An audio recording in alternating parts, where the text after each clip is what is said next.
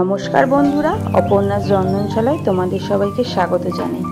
আজকে সানডে, তো Sunday special menu হলো ধানিয়া চিকেন।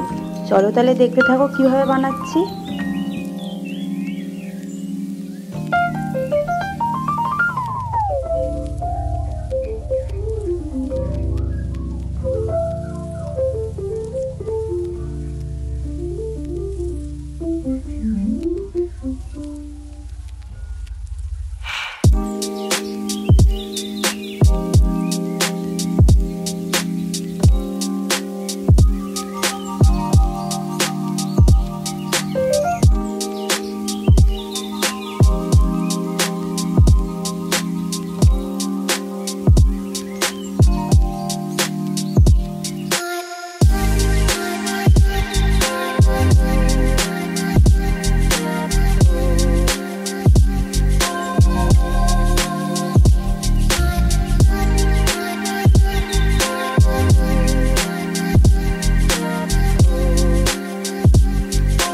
রেডি আমাদের ধানিয়া চিকেন।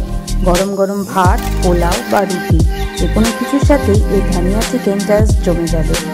অবশ্যই একবার ট্রাই করে দেখো বাড়িতে, কেমন লাগলো কমেন্ট করে জানিও।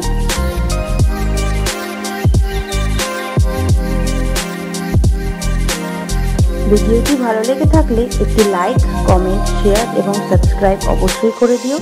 আসছি পরের ভিডিও নিয়ে। আজকের মতো টাটা।